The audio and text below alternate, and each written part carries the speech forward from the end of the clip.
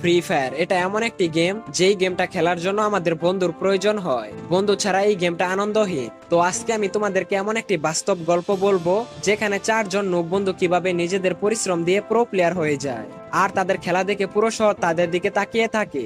এই গল্পটা দেখে তোমরা সবাই ইমোশনাল এবং অনেকটাই মোটিভেট হবে। তো চলো আর বেশি পেঁচাল না পেরে গল্পটি শুরু করি। ছোট্ট একটা শহর, গ্যারেজের কোনায় চারজন বন্ধু রাফি, তানিম, শুভ আর জিহাদ প্রতিদিন বিকেলে গ্যারেজের এক কোনায় বসে থাকতো। মোবাইল একটা, তাও তানিমের পুরনো ভাঙা ফোন। ফ্রি ফায়ার খেলতে ওদের ভালোই লাগতো, কিন্তু তারা তেমন একটা খেলতে পারতো না। রাফি ছিল সবচেয়ে নুব, গুলিও ঠিক মতো চালাতে পারতো না। তানিম একটু চালাক, কিন্তু গেমে সিরিয়াস না। শুভ সবসময় ভয় পেত, মরার আগে দৌড়ে পালাতো। আর জিহাদ, সে সবসময় বলে একদিন আমরা সবাই প্রো হব। জিহাদ হচ্ছে এই স্কোয়াডের সব থেকে মোটিভেট এবং সাহসী প্লেয়ার। সে সবসময় তার টিমকে মোটিভেট করে থাকে। মানে হয় না, আমাদের স্কোয়াডের তিনজন বটলা বন্ধু থাকলেও একজন সাহসী প্লেয়ার থাকবে। জিহাদ ঠিক তেমনটাই। স্কুলের বাকি বন্ধুরা ওদের নিয়ে হাসাহাসি করত, কারণ তারা চারজন বন্ধু নুব ছিল। তারা একসাথে র্যাঙ্কে গেলে 2 মিনিটও টিকতে পারতো না। 2 মিনিটের মধ্যেই তাদের স্কোয়াড ওয়াইপ আউট হয়ে যেত। এইসব কারণে স্কুলের মধ্যে লজ্জায় রাফি কান্না করে দেয়। সবাই তাকে কোনো মতে শান্ত করে। স্কুলের ছেলেরা হয়তো জানতো না একদিন এই চারজন বন্ধুই সারা শহর কাঁপিয়ে দিবে। এরপর স্কুল শেষ হলে জিহাদ একটা প্ল্যান করে, চল বন্ধুরা এভাবে আর কতদিন, প্রতিদিন আমরা প্র্যাকটিস করব। 3 মাস পর টুর্নামেন্ট খেলে প্রমাণ করে দিব যে আমরাও কারো চাইতে কম না। তোমাদেরকে একটা কথা বলে রাখি, তাদের স্কুলের মধ্যে 3 মাস পর পর ফ্রি ফায়ারের একটি টুর্নামেন্ট প্রতিযোগিতার আয়োজন করা হয়। পরের দিন থেকে শুরু হয় তাদের ট্রেনিং। সকালবেলা ক্লাস শেষ করে এবং বিকেলে সবাই মিলে 1 ঘন্টা করে অনলাইনে ফ্রি ফায়ার প্র্যাকটিস করে। রাফি শিখে হেডশট মারা, শুভ শিখে গ্লোয়ার লাগানো, তানিম শিখে স্নাইপার চালানো, আর জিহাদ সে পুরো দলকে কাভার দিবে। কখন কোন সময় রাশ দিতে হবে, কখন কোন সময় হোল্ড করতে হবে, এসব জিহাদের উপরে। তাই সে পুরো দলের লিডার হয়ে যায়।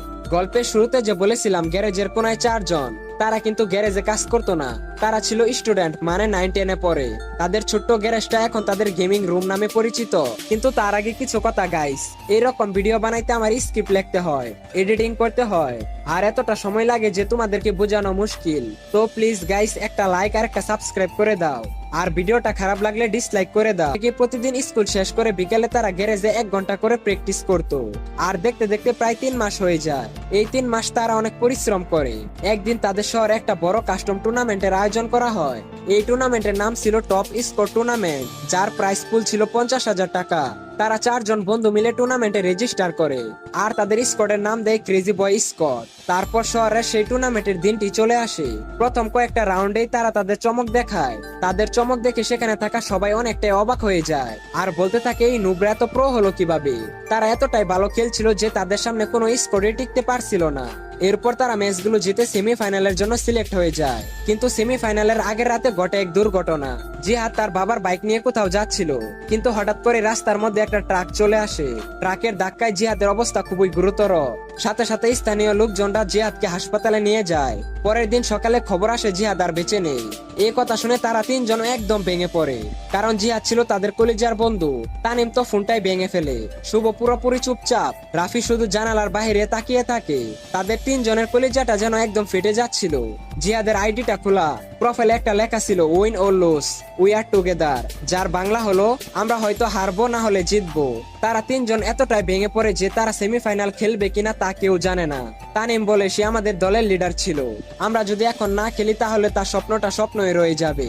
রাফি বলে আজ থেকে আমরা 3 জন না, আমরা এখনো 4 জন, কারণ জিহাদ আমাদের মাঝেই আছে। এরপর সেই কাঙ্ক্ষিত সেমিফাইনালের দিনটি চলে আসে। রাফি জিহাদের সেই আইডিটা দিয়ে খেলে। শেষ ম্যাচ, তাদের সামনে রয়েছে শহরের সব থেকে বড় একটা স্কোয়াড, যারা কখনো কোনো গেম হারেনি। গেমের শেষ 3 মিনিট 3 ভার্সেস 4 ক্লাস। শুভ একজন প্লেয়ারকে হেডশট দিয়ে কিল কনফার্ম করে ফেলে। তানিম 2 জন প্লেয়ারকে ডাউন করে ডাউন হয়ে যায়। লাস্ট প্লেয়ার ছিল রাফি। পুরো শহর তাদের দিকে তাকিয়ে আছে। রাফির হাতে শেষ ভরসা। রাফি কোনো মতে সেই প্লেয়ারটাকে হেডশট দিয়ে মেরে ফেলে। রাফি নিজেও জানে না এই ম্যাচ তারা 3 জন কিভাবে জিতলো। এরপর পুরস্কার নেওয়ার জন্য তারা 3 জন মঞ্চে ওঠে, সাথে জিহাদের একটা ফটো। তানিম বলে আজ আমরা এই পর্যন্ত এসেছি তার জন্য জিহাদ সবসময় আমাদেরকে সাপোর্ট করেছিল। জিহাদের মতো বন্ধু হয় না। সবার চোখে পানি চলে আসে।